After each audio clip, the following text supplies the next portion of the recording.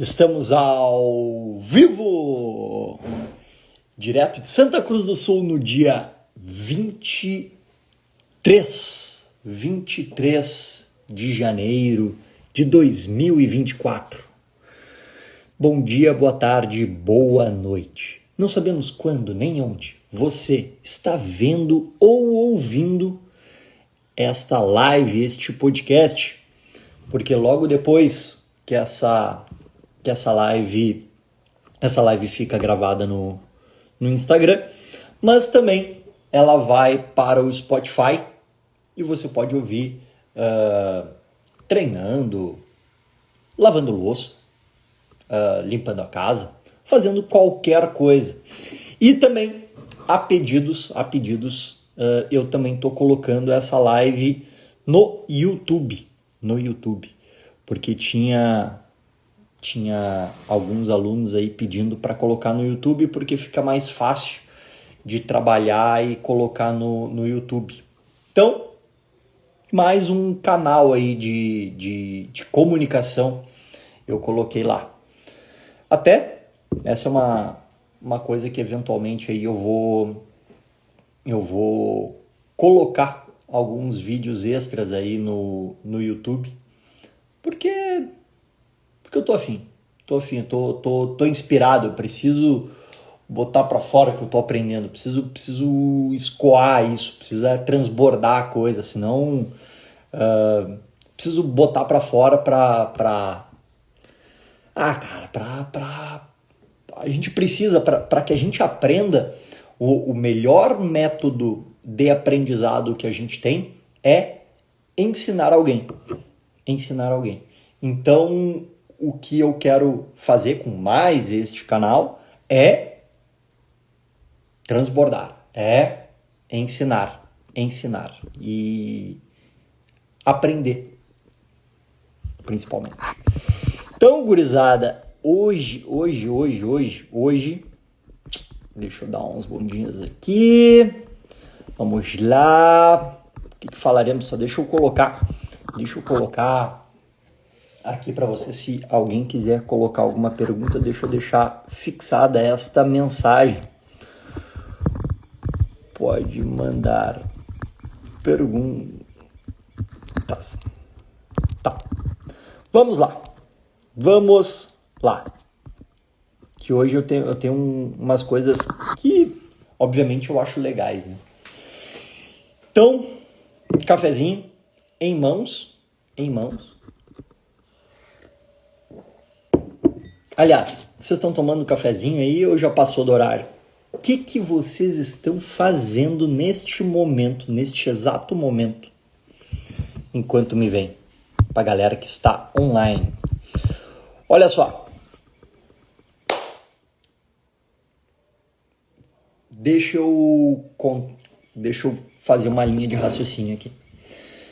Pessoal, eu vou trazer para vocês hoje, no bate-papo aqui do Café com Treino, um treinamento que eu fiz ontem, certo? Um treino que eu fiz ontem, chamado Fartlek. E o que é o trail, se não um fartlek infinito, mas não por opção do atleta, por ação do terreno, por obrigação do terreno. Então, pega essa frase. O trail nada mais é do que um fartlek infinito, não por opção do atleta, mas por obrigação do terreno. Obviamente, quando eu falo isso, eu falo de terrenos acidentados, ou quando a gente está numa trilha, quando a gente está num sobe e desce, e não quando a gente está na parte de asfalto plano da prova. Mas o trail é sim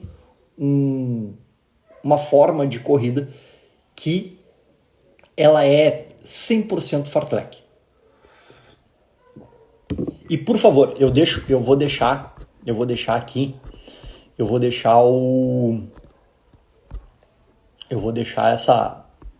os comentários parados, tá? Senão o meu déficit de atenção pega. Mas o que eu gostaria que vocês fizessem? Quando vocês entenderem uma coisa nova, quando entender uma coisa nova ou algo fizer sentido para vocês, coloca o coraçãozinho, que daí eu tô sabendo que alguma coisa tá acontecendo do outro lado aí, né? Do lado de lá. Então vamos lá. Pega essa que eu acho bacana, essas coisas de entender a história por trás dos treinamentos. É uma coisa que eu gosto, tá? Entender por que esses treinamentos foram criados. Quem foi que a primeira vez pensou que isso poderia fazer sentido em treinamento? Então vamos lá. O que é fartlek? O treino do fartlek, ele vem de uma palavra sueca, que significa jogo de velocidade. Então ela é uma forma de treinamento que mistura corrida contínua e intervalada ao mesmo tempo, onde tu alterna intensidades de exercício, de corrida, enquanto corre, sem ter aquela parada para descanso. E isso foi desenvolvido na Suécia, na década de 1930, por um cara chamado Gösta Holmer. Pô, o cara em 1930 desenvolveu um método que a gente está em 2024 utilizando ainda. Por que será que esse cara fez isso?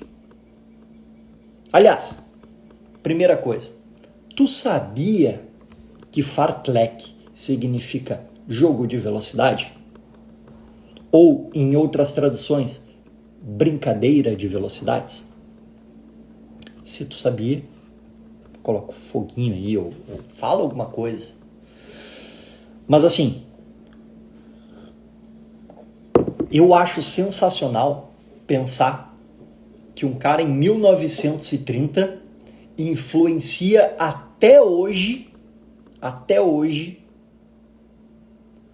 o nosso método de treinamento.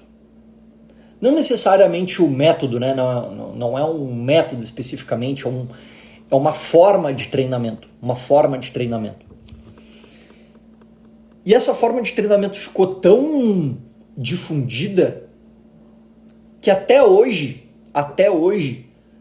mesmo que não seja fartlek, o aluno, o corredor que, sei lá, recém colocou os tênis a primeira, segunda vez, ele já fala, eu vou fazer um fartlek. E às vezes, alguns, como não, isso é engraçado, é uma curiosidade. As pessoas confundem fartlek com forte leve, por uma questão de pronúncia. Então, eu já vi vários atletas falando que vou fazer um forte leve, só que ele quer falar um fartlek, né? Então, isso é engraçado. Vamos lá. Então, senhor, olha, qual é a história e origem do fartlek? Este treinador, chamado Gösta Holmer, na Suécia, na década de 1930, estava tomando um pau para os atletas finlandeses. A Finlândia, na época, era aqueles que tinham os melhores corredores. E o treinador sueco tinha que pensar em alguma forma de ganhar dos finlandeses.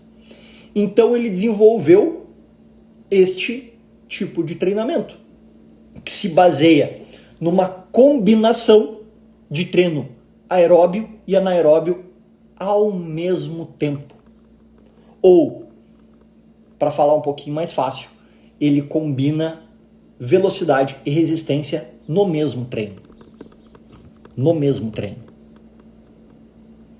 Pô, cara, que gênio! O cara em 1930, sem acesso à internet, sem nada, o cara desenvolveu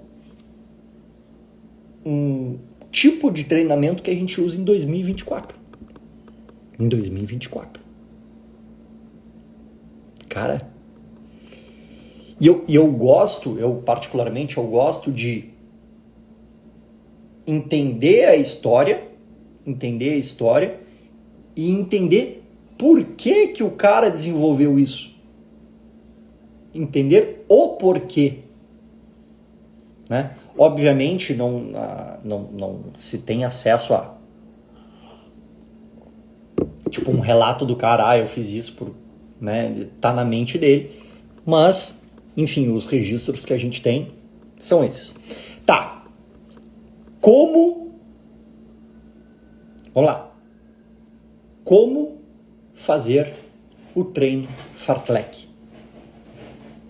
Ele é muito simples. O treino fartlek, ele não é estruturado. O que isso significa? É que simplesmente a gente varia velocidades ao nosso bel prazer.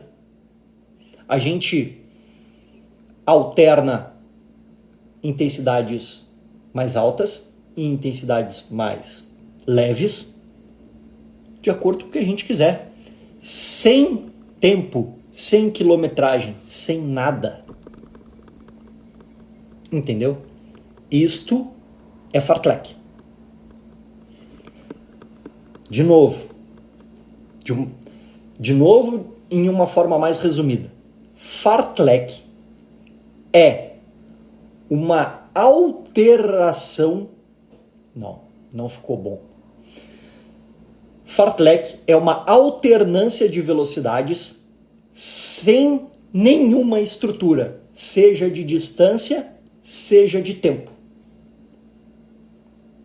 Entendeu? Por isso que o trail é um fartlek infinito, não por nossa opção, mas por opção e obrigação do terreno. Porque o que acaba acontecendo mesmo sem a gente querer? Eu não quero mudar a minha velocidade. Eu não quero. Beleza. Mas se eu estou correndo em uma trilha, vai ter momentos que o terreno vai me segurar e tem momentos que o terreno vai fazer com que eu corra um pouco mais rápido. Esta alternância de velocidades é fartlek. Sem nenhum critério de distância nem de tempo. Beleza. Então, alguém vai levantar a mão, alguém vai se ligar que muitas e muitas vezes os treinadores utilizam na descrição dos treinamentos que o fartlek deve ser feito 200 por 300, 1 minuto por 1 minuto, corre tanto tempo, trota tanto tempo. Alguém vai levantar a mão e vai dizer isso. Fetter, mas espera aí. Tu falou que o fartlek é um jogo de velocidade que eu escolho, não o treinador. Tá certo? Só que, com o passar do tempo, como esse método de treinamento foi amplamente difundido, o que acabou acontecendo? Como o aluno sabe, como fica mais fácil para o aluno pegar, por uma questão de praticidade e didática, o treinador utiliza a palavra fartlek para qualquer estímulo que não deixe o aluno parado. Ou seja, que ele se mantenha continuamente em alternância de velocidades. Então, por uma questão didática, e de praticidade, o treinador passa o treino fartlek para os alunos de uma forma errada. Errada no cerne de quando esse treinamento nasceu. Quando ele nasceu da cabeça lá do Gosta Homer,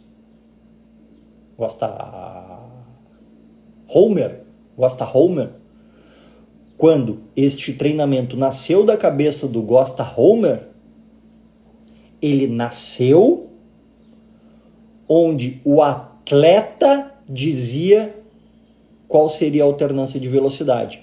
Só que o treinamento foi amplamente difundido e hoje o treinador se utiliza disso como uma evolução do método de treinamento e coloca com a descrição fartlek qualquer treinamento de alternância de velocidades dos seus alunos. Tu sabia disso?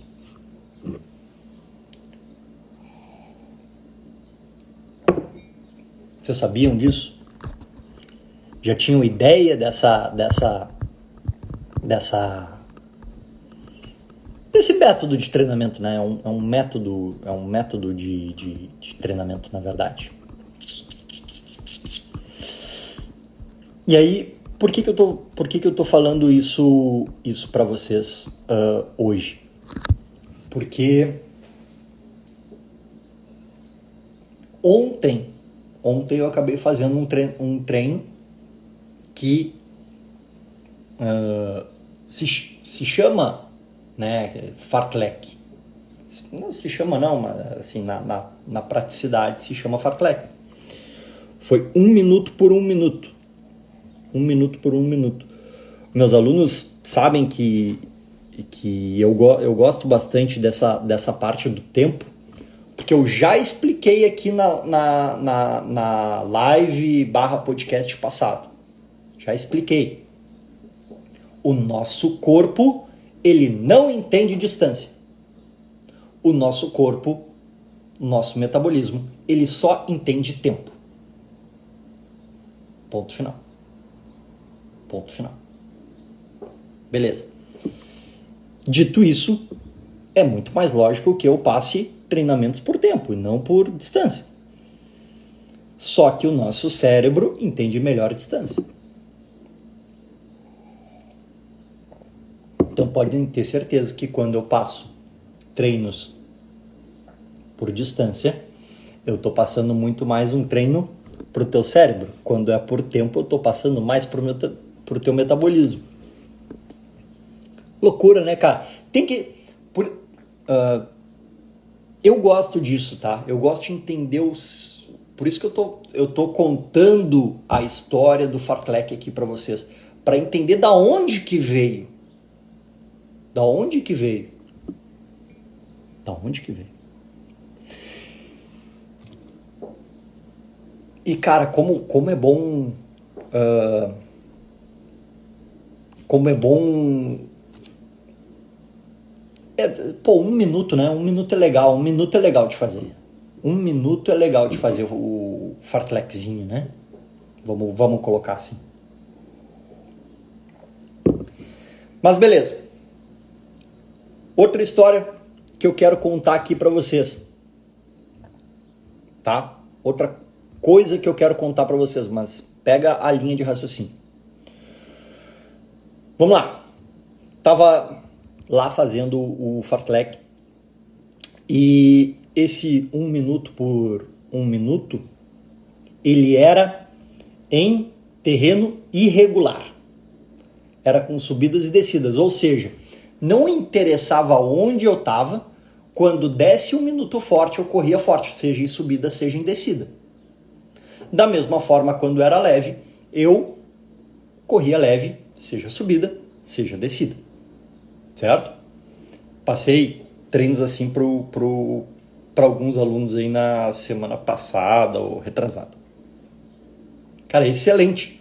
Por quê? Porque isso simula exatamente o que a gente encontra em uma prova.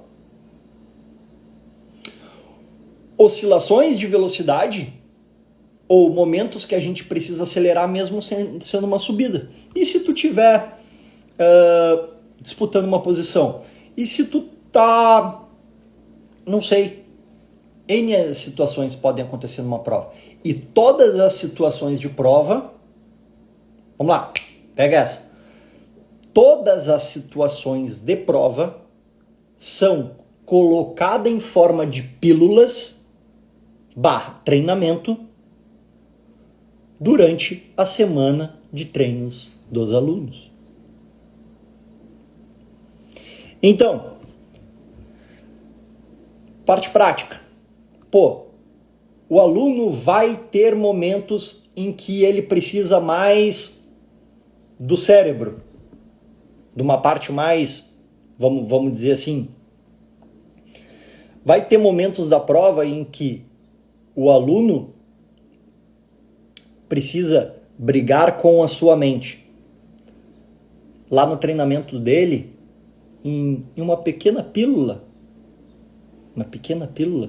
em doses homeopáticas, ele teve que lutar contra 1 minuto, contra 2 minutos, contra 3 minutos. Doses homeopáticas. Na prova ele vai brigar com esse tempo por horas, talvez. O cérebro dele já está preparado para isso. Vai ter momentos da prova em que vai ter oscilações de subidas e descidas e esse aluno precisa acelerar. Beleza? Ele vai estar fazendo um fartlek. Seja por tempo, seja por quilômetros. O aluno vai ter que usar uma mochila na sua prova. No treinamento, ele vai colocar a mochila. Aliás, vai no Spotify, escreve Fora da Trilha ou Cristiano Fetter, tu vai chegar no mesmo lugar, vai estar lá no Spotify, dica do Fetter, treinar ou não treinar de mochila. Então vamos de novo, treinar ou não treinar de mochila. Vou falar aqui para vocês, pensem comigo, a prova-alvo que você vai fazer, tu vai fazer com a mochila. Não te parece lógico que durante o teu treinamento tu utilize a mochila? Pois é. Eu já discuti isso com vários treinadores e alguns entendem que não precisa utilizar a mochila. Na minha cabeça não tem lógica alguma. Não tem lógica alguma. Se o aluno, o atleta, for competir de mochila, ele precisa treinar de mochila. Vamos lá. Dado básico, tá? Esse é o segredo para tu não sentir mais dor nas costas por causa da mochila. Não adianta tu ir para academia e fazer o melhor treino de costas do mundo. Nenhum treinamento te prepara para ficar com uma mochila do peso que for, pulando nas tuas costas por 1, 2, 10 horas. Nenhum treinamento do mundo. Sabe qual o único treinamento do mundo que te prepara para ficar 1, 2, 3, 10 horas com uma mochila nas tuas costas? Pois é, treinar com a mochila. E digo mais, fazer este treinamento com a mochila com peso além do que tu vai carregar eventualmente na prova. Mas Fetter, peraí, como assim peso extra? Peso extra? Treine pior, compita melhor. Treine pior, compita melhor. Sempre é assim. Treine pior, compita melhor. Quando tu utiliza no teu treinamento a mochila com uma carga extra, quando tu compete, tu não sente o peso da mochila, facilitando assim o teu resultado. Lógica de treinamento. Lógica de treinamento. Então, por exemplo, vou dar uma situação da mais ridícula possível, tá? Mais ridícula possível. E se tu já passou horas e horas em uma prova, tu vai entender o que eu tô te dizendo. Tu vai entender o que eu tô te dizendo. Mas vou colocar por baixo aqui. Depois de 3 horas de prova, é impossível tu fazer isso daqui, ó, para pegar alguma coisa na tua mochila. Te dá cãibra nas costas. Não tem como fazer isso. Agora, aquele aluno que já treina com a mochila preparada para a sua prova, ele já sabe onde as coisas estão e ele não precisa fazer isso. Ele não precisa. Porque as coisas estão na mão dele e ele sabe onde estão as coisas. Ele sabe onde está a alimentação, ele sabe onde está a hidratação, ele sabe onde está o gel, ele sabe onde está tudo dentro da mochila dele. O atleta que não treina com a mochila, ele precisa procurar. E quando ele precisa procurar, eventualmente está em um lugar inacessível. E quando está em algum lugar inacessível, pode ser que ele deu uma câimbra, não sei. Anyway, 1000 coisas podem acontecer.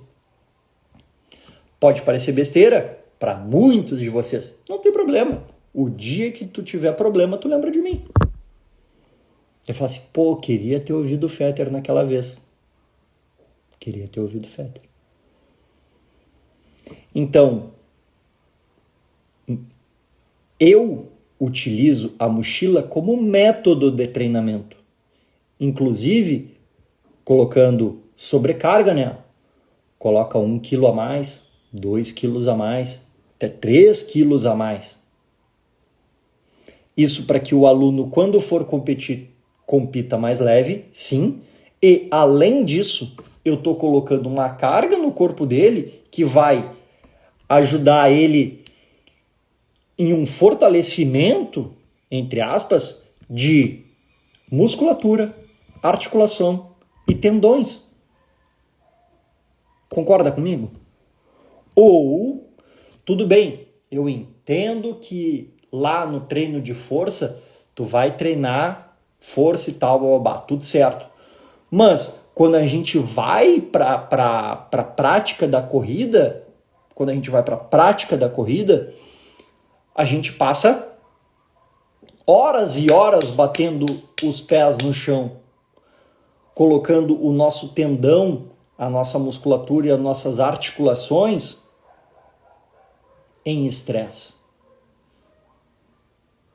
E qual o melhor fortalecimento, qual o treino mais funcional para a corrida do que correr? Pegou a ideia?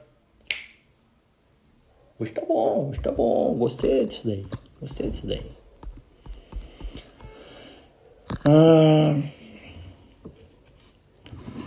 Então vamos lá.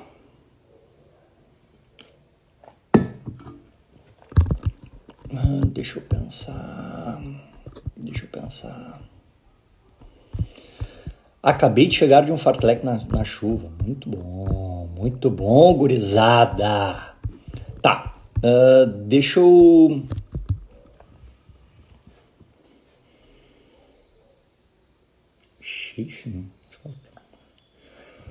Agora me pegaram aqui. Tem dicas de evitar chafing nas costas por correr com a mochila? Eu nem sei o que é chafing. Não entendi essa.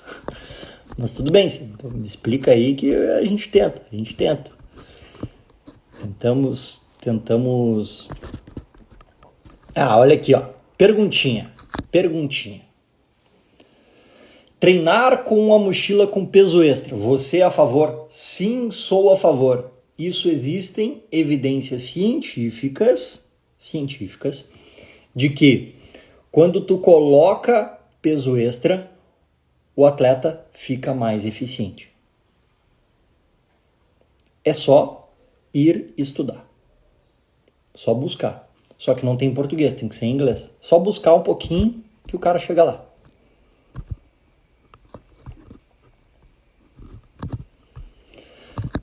E, mais do que buscar na ciência, não precisa ler nada se não quiser.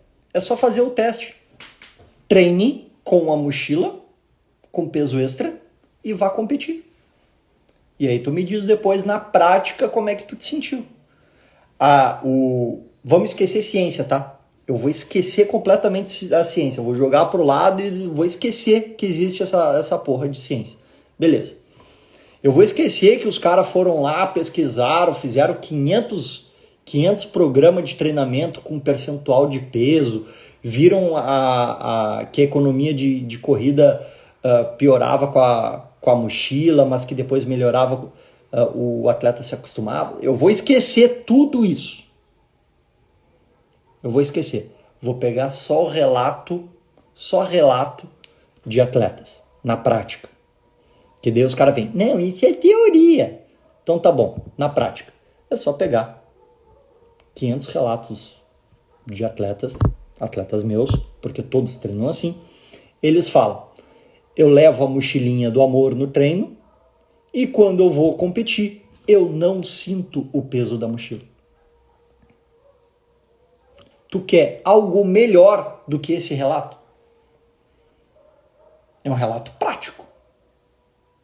Se o Thiago tiver aí, que é um cara que falou isso esses dias para mim.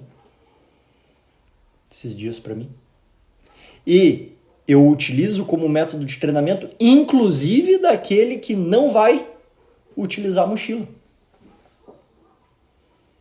Ou que vai usar, sei lá, de repente só uma garrafinha de água. Excelente método de treinamento. Não é que eu sou a favor, eu sou do sindicato do peso extra da mochila. Não tem erro. Tá, mas deixa eu mudar.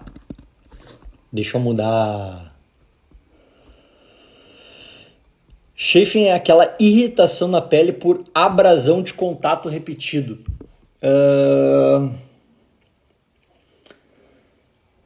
Cara, tem algumas coisas que podem ser feitas, tá? Com relação à mochila. Uma delas, talvez a mais óbvia, é a vaselina. Mas hoje em dia, as mochilas, elas, quanto mais grudadas no teu corpo, quanto mais ajustadas ao teu corpo, menos essa abrasão dá, porque essa abrasão, essa assadura, ela só dá quando a mochila fica se mexendo no teu corpo. E hoje as mochilas mais tecnológicas, as de corrida, todas, elas são em forma de colete. Ela é um colete, tanto que tu coloca ela mesmo vazia, ela fica grudada no teu corpo. Tu coloca outras coisas dentro, ela continua grudada no teu corpo. E quando... Vou dar um exemplo. Eu emagreci bastante. Então eu usava uma mochila tamanho G. E hoje, quando eu vou usar ela balança. E quando ela balança, aí ela me irrita em algumas vezes. Depende do tempo que eu for ficar correndo com ela, mas me irrita. Mas aí tem que ser bastante tempo, porque também não é um balançar tão forte assim. Mas eu vou ter que comprar outra mochila por causa disso.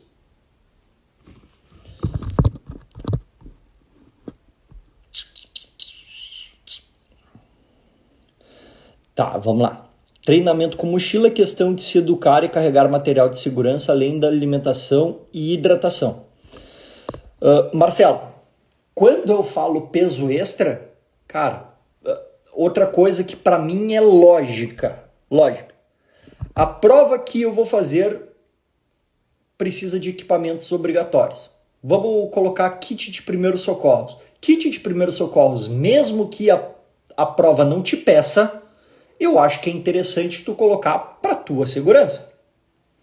Então, se tu vai levar isso durante a prova, isso tem que estar na tua mochila de treino. Por isso que é peso extra. É extra aquilo que tu leva na prova. Tu vai levar 1 litro de água. Bom, então tem que levar 2 quilos no teu treinamento, se for 1 quilo extra. Concorda comigo? O quilo é extra. Extra aquilo que tu for levar na prova. Ah, mas a mochila fica pesada. Eu sei disso. Eu sei disso. Eu sei que fica pesado. Eu sei que é ruim.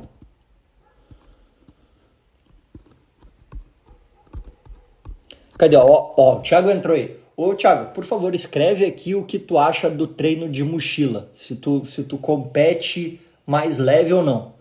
Porque eu preciso de um relato prático pra galera que não gosta de ciência. Mas daí eu leio um pouquinho mais tarde, que eu vou entrar em outra seara agora.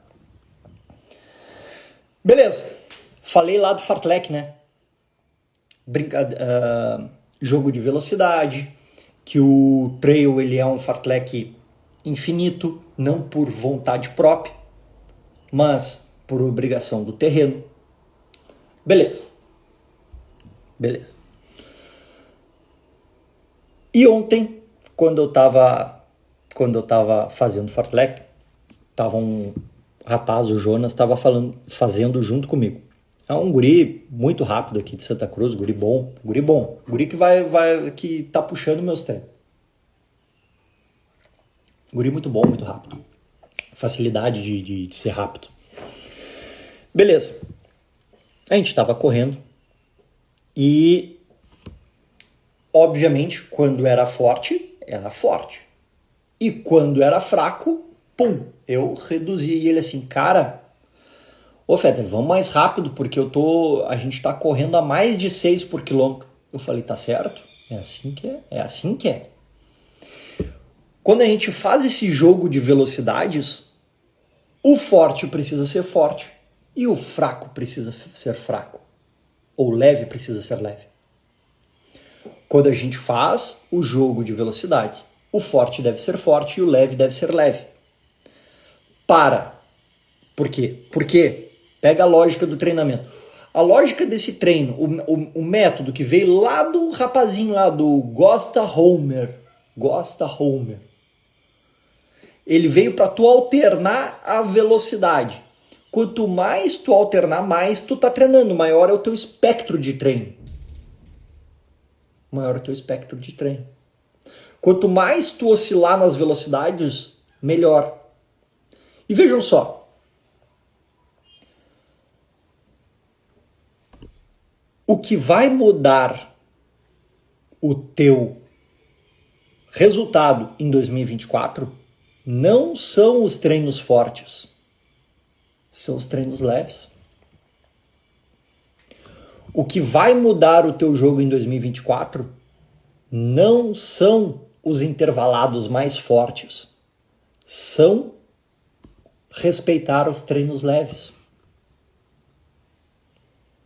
Por que eu estou falando isso? Porque se tu não fizer os treinos leves, quando tu for fazer os treinos fortes, eles não vão ser tão fortes. Entendeu? Então, por exemplo, a gente estava correndo para 13,10, 13,20 por quilômetro. Para dar um exemplo numérico para vocês. A gente estava correndo entre 13,10 e 13,20 por quilômetro. Beleza. Quando a gente reduzia, ele queria ficar em 5,30. E eu ficava em 6,30. 6,30. Só que quando eu ia fazer um novo estímulo, eu estava melhor recuperado do que ele. Então eu conseguia fazer o estímulo mais forte.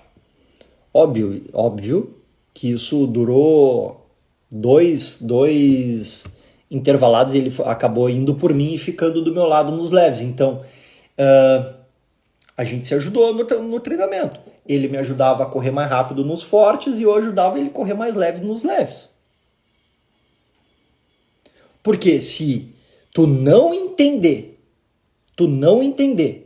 que o treino leve ele é tão importante quanto o treino forte, cagou, desculpa.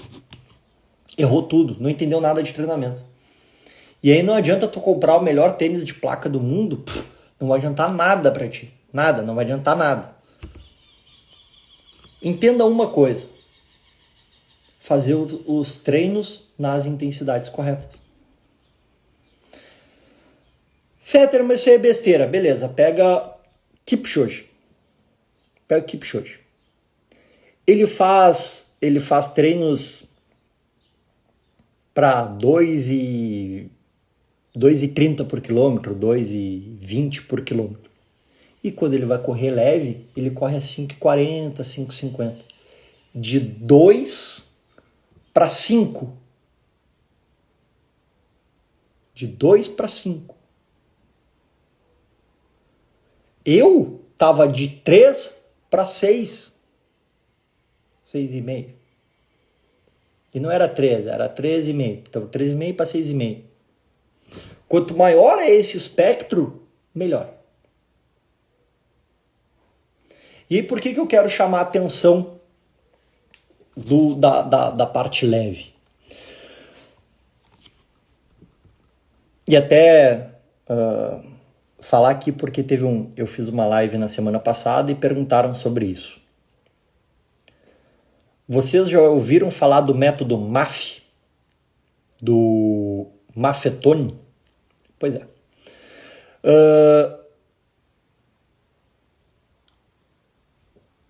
Deixa eu ir melhor. O treino, o método MAF, que foi amplamente difundido e conhecido pelo Phil Maffetone, tá? Ele é um treinador extremamente renomado e ele treinou campeão, não sei quantas vezes, campeão do Ironman, certo? E ele tinha um método de treinamento pouco tradicional. Então vamos lá. O método MAF, ele se baseava em frequência cardíaca. E olha só, qual que era a base? Qual que é a base do método MAF? Desenvolver a base aeróbia do atleta. Beleza. Quais são os princípios-chave do método MAF? É um treinamento baseado em frequência cardíaca. Então, todos os atletas, eles começam com a fórmula 180 menos a tua idade. Então, olha só o que o MAF fazia. Todos os atletas era 180 menos idade. Então, vamos dizer que era um atleta de 30 anos, para facilitar minha conta, ele ficava em 150 batimentos. E ele não poderia ultrapassar estes 150 batimentos. Vamos de novo.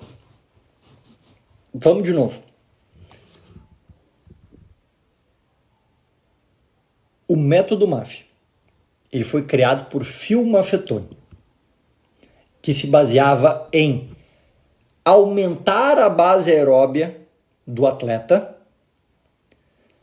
Como? Fazendo treinos de baixa intensidade por um longo período de tempo.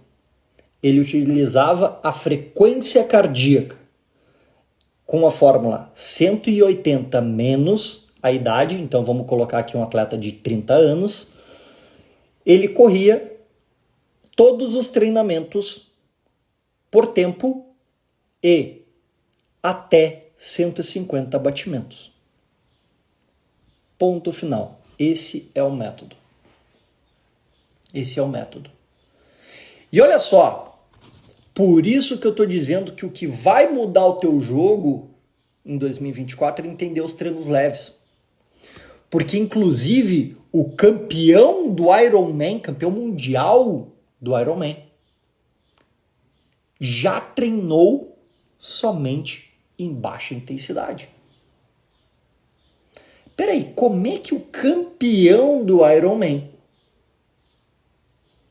conseguiu correr rápido se ele só treinava devagar?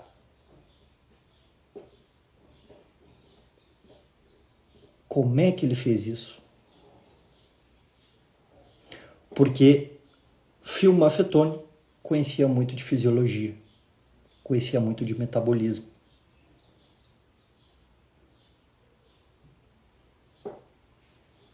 Ele fez com que crescesse tanto a base aeróbia desse atleta, que quando ele precisasse utilizar esse combustível, ele fosse o mais eficiente possível. O mais eficiente possível.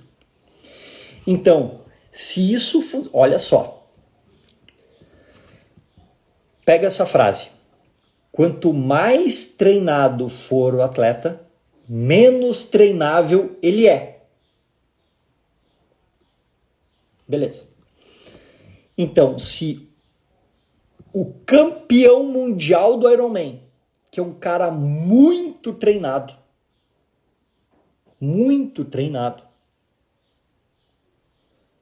ou seja, para que ele melhore um pouco, ele precisa treinar muito, ele foi lá e treinou somente em baixa intensidade e ele conseguiu ser o campeão do Ironman e melhorar, né? Melhorou mais do que os outros. E aí, obviamente, que esse método de treinamento ficou, depois que o cara ganhou o Ironman, todo mundo foi atrás para ver como é que o cara treinava.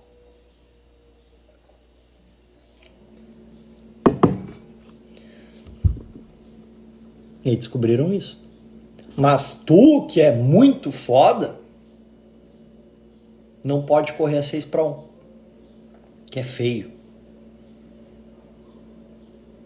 Falei na live passada. Teu maior inimigo é teu ego. A vergonha que tu tem de colocar no Strava que tu fez um pace pior. Grande merda. Quem vê Strava não vê contexto de treinamento, tu não sabe o que aconteceu dentro daquilo. Porque às vezes, um treino numericamente ruim, ele é excelente. Porque a pessoa veio de uma carga de treinamento. E aí tem uma coisa que vem se utilizando bastante em treinamento, que é a prontidão. Sabe o que significa prontidão? Prontidão é o quanto tu tá pronto para aquele treinamento, o quanto tu tá apto. E aí vem com essa prontidão o tempo que tu dormiu, teu estresse, o teu humor, a tua carga de treinamento anterior.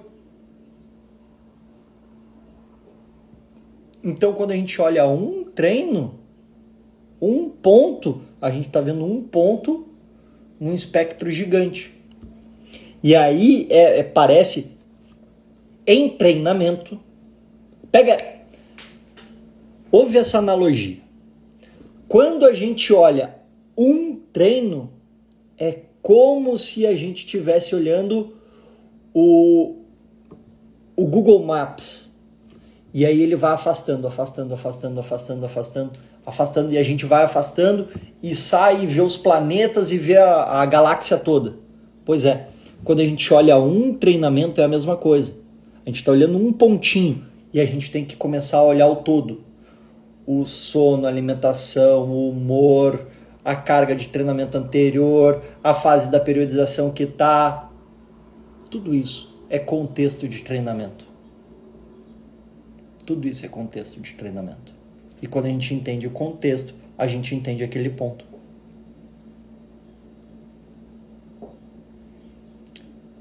Já fizeram isso no Google Maps? Já olhou assim, olhou um pontinho, olhou lá a tua rua no Street View e foi afastando, até que tu vê o planeta Terra e aí tu vê o sistema solar.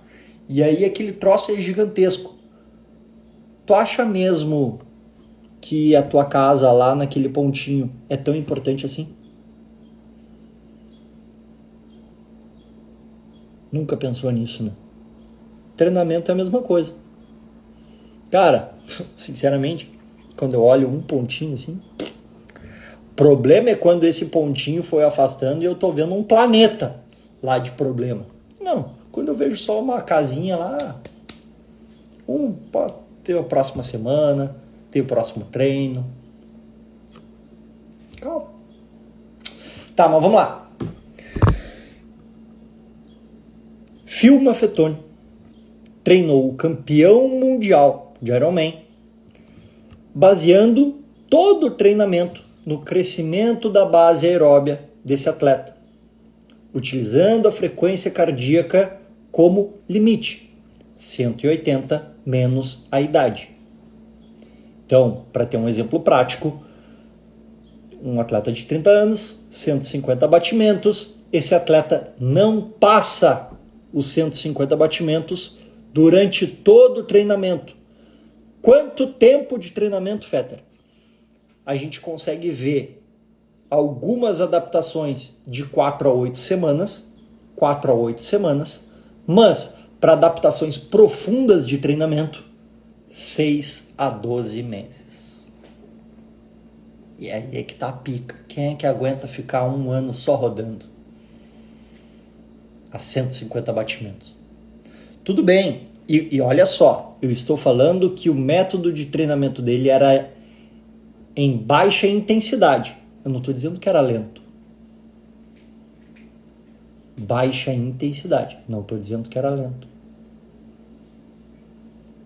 Pega o Alexander Sorokin, recordista de 24 horas, recordista de 100 km, se eu não me engano, recordista do raio que o parta.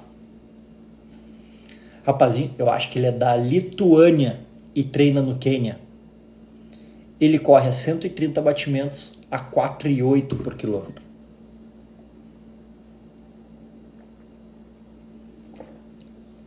Não sei pra vocês, 4,8 por quilômetro pra mim é rápido. Hoje, pra mim é rápido. Hoje, vamos ver, vou melhorar. Ó, só o relato, tá? Relato. É um relato, esquece ciência.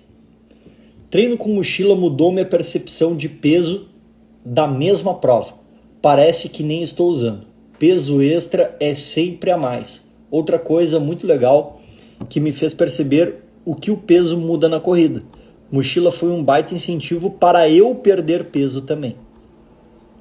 Me lembro de um feedback que eu disse para ti que não conseguia correr com 5 quilos a mais.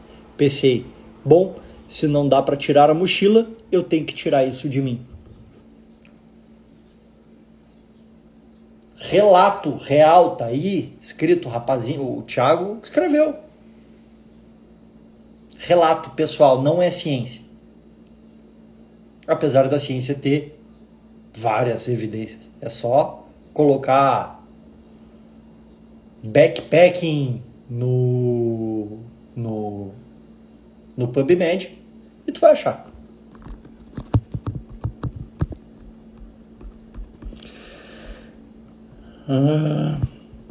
Pensa num atleta de 50 anos correndo a 130 batimentos. Bom, era o método MAF. Último 16K na TDT. Você acha importante levar hidratação ou só os postos de hidratação serão suficientes? Mínima ideia, Robson. Porque eu não sei quanto tu precisa de água. Eu não sei quanto tu precisa de água. Tem atleta que precisa levar um caminhão-pipa, tem atleta que precisa levar uma garrafinha de 200 ml. Mas os últimos 16 quilômetros provavelmente vai ser muito quente. E eu, Cristiano, por já conhecer a TTT e os seus problemas com hidratação, eu levaria a minha. E a prova seria um extra. É o que eu vou fazer nos trechos que eu for correr.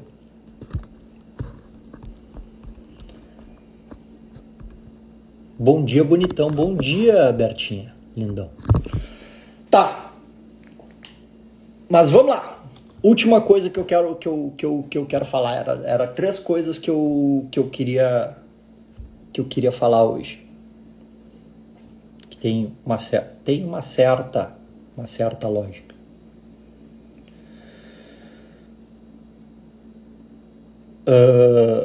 Eu queria falar do fartlek. Eu queria falar do método MAF. E eu queria falar um pouquinho de periodização. E dos diferentes tipos de periodização. Então, pega essa. Basicamente, a gente tem... deixa eu pensar... Periodização...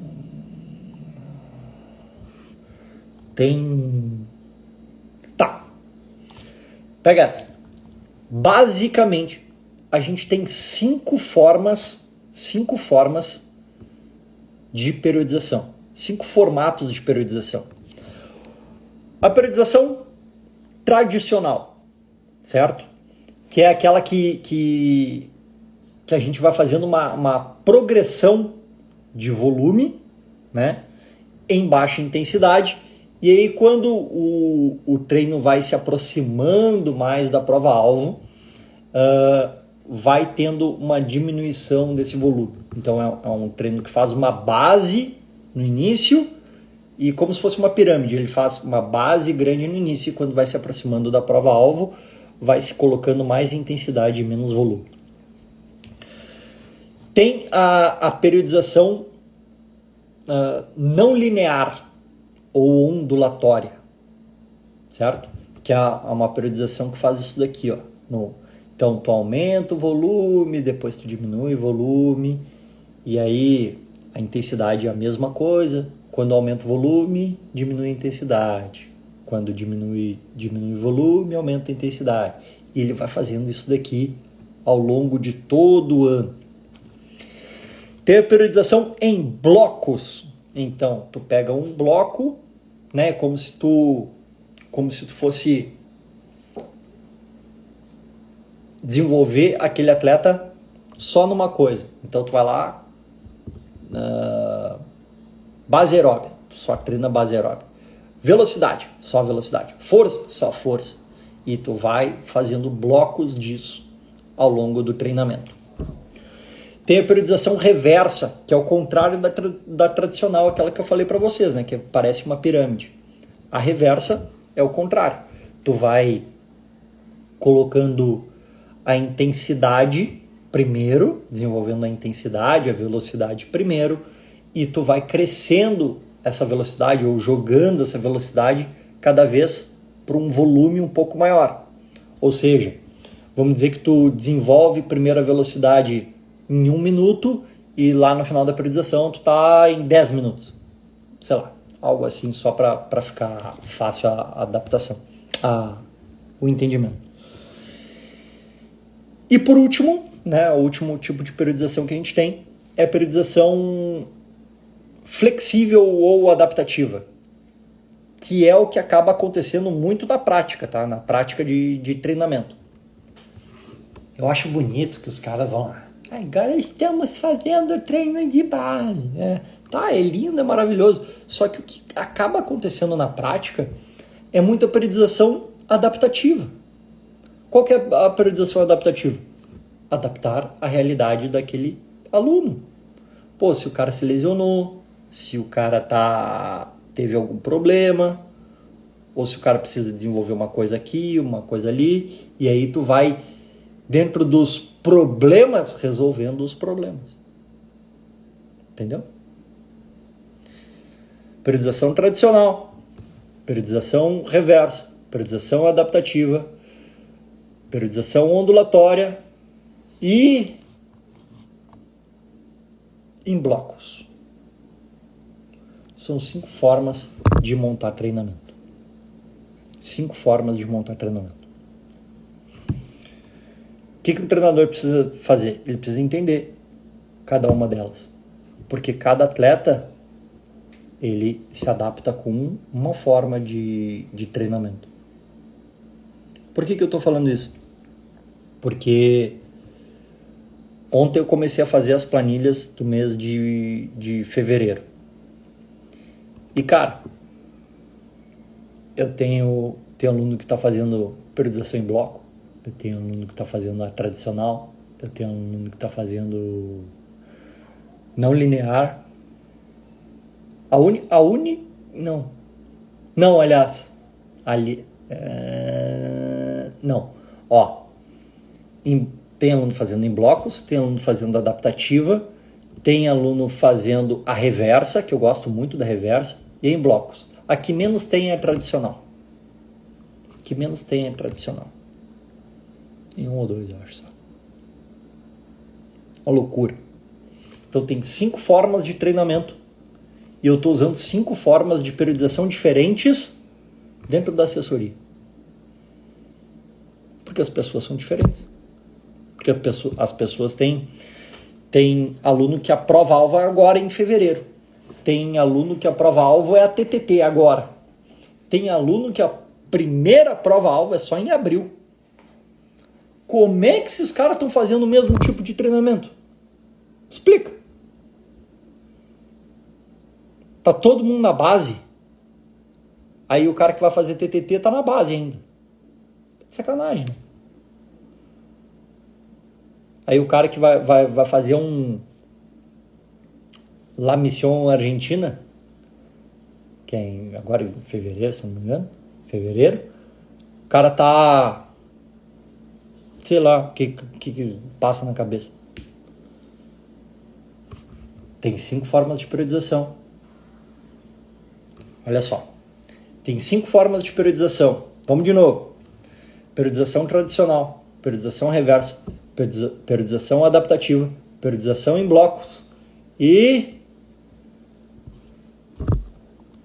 periodização tradicional. Sim, esqueço da tradicional. Para mim é que eu menos uso. Então, gurizada, eu acho lindo assim a parte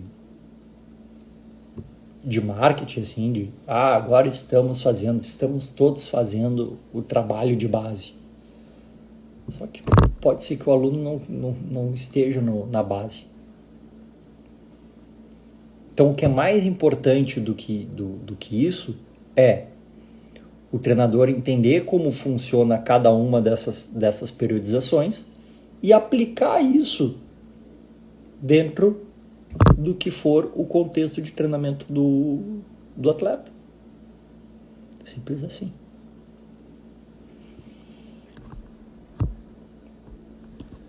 Bom, pessoal, já falei bastante. Aqui, ó. Não treinei com mochila e me quebrei as costas na Indomit. Treinei com mochila e nem lembrei que estava na La Mission e em Paraty. Aí, ó. Relatos, né, cara? Relatos práticos. Prova-alvo, 108 da Ultra de Caravaggio. 108? Não começa. É 100. Tava a 100 km lá. Quando chegar a 100 km eu paro. Não. 108 não. Agora, ó, pega esse calendário. TTT nesse final de semana. Maratona do Vinho, 17 de fevereiro. Março, primeira prova do Campeonato Gaúcho. Abril tem uma prova aqui, Santa Cruz tem uma prova aqui.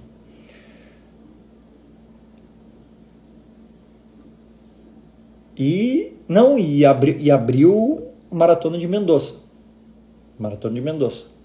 Maio, 100 km de Caravaggio. Tamo bem de calendário. Vamos treinar, gurizada. Beijo pra vocês, porque agora eu vou treinar. Depois eu vou fazer planilha com a cabeça relax. Beijo pra vocês, um ótimo dia.